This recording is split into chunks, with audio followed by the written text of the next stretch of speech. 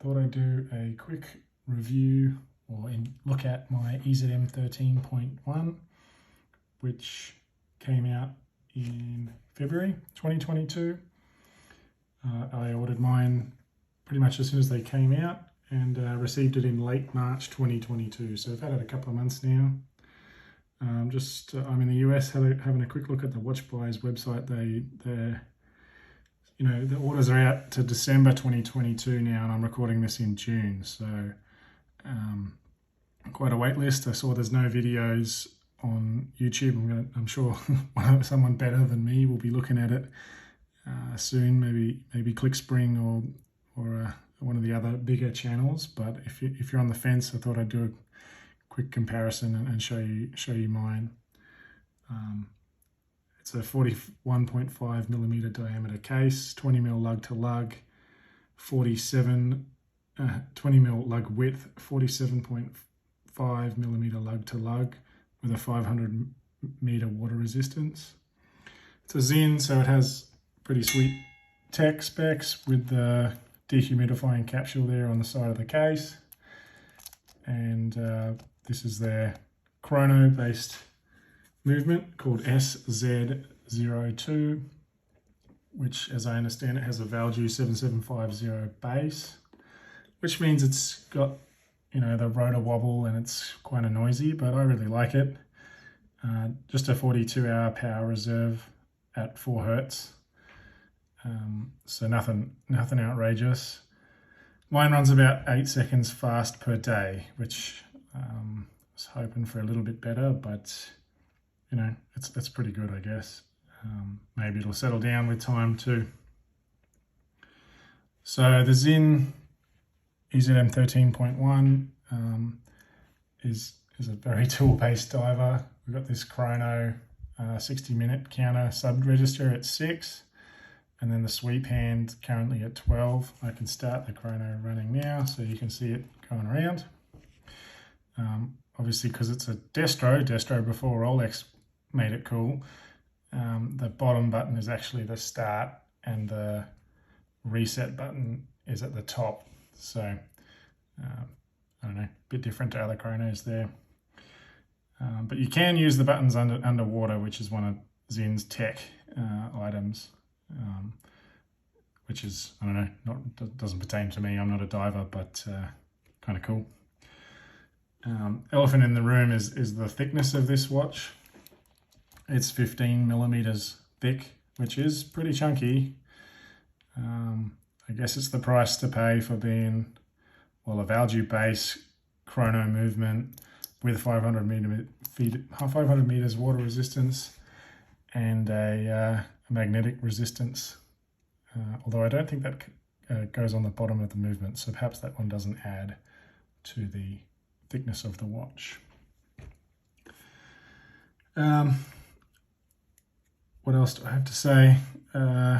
Some interesting observations made by ClickSpring is that you have these beautiful chamfers on the ends of the lugs on this style of case, which I think is similar to the 104, 105 EZM3, but the lug end links of the bracelet don't match that chamfering, which is, I don't know, a bit of a lack of attention to detail, but something that isn't such a big deal.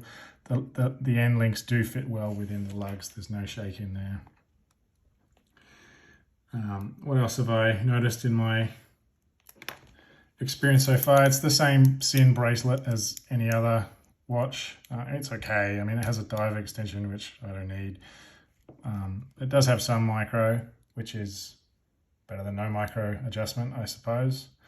And a pressed clasp, but the actual deployment is milled, so it's okay. It works, it does its job, and it's got micro adjust, which is good.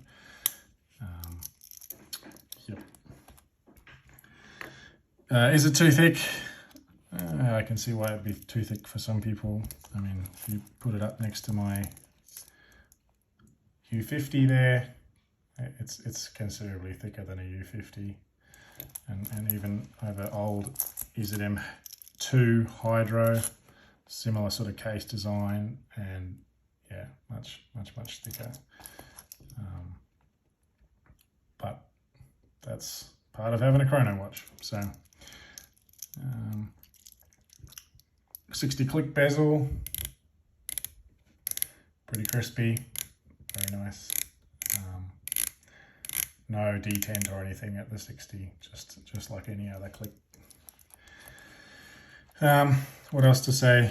One thing cruising around with it in the day is that there's no loom on that 60-minute indice, that 60-minute dial. So it's a slightly different white, especially if you're driving around in the sunlight in the day. You'll notice that the green tinge on all the indices of the normal watch, and it's a slightly different white on that sub register. So the 60 second counting minutes is loomed, the sweep hand is not loomed, and this sub register is not loomed. So I don't know why Sinn chose to do that. Maybe that's some sort of mission timer. Non-essential functions are not loomed, but I would have thought that the running seconds is not that essential. Who knows? It's a kind of a different shade of white, and you do notice it when you're just wearing a watch around. Yep, it's kind of the similar design to the old EZM2. Yeah, it's a tool watch. There's no applied indices. There's nothing too flash about it really, but it is very, very cool, I think. I have about a 7-inch wrist, maybe just under. I think it wears fine, but it is chunky, no doubt. Yeah.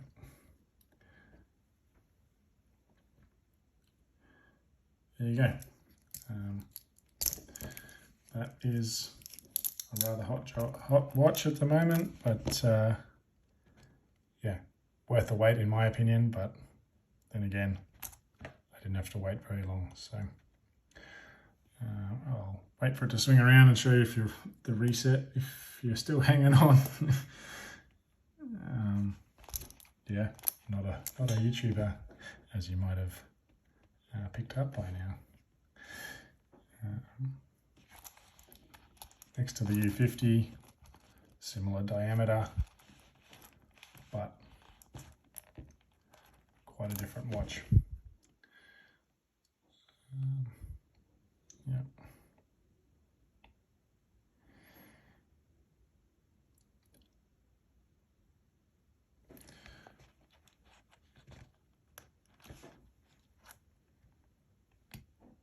There you go. Thanks very much.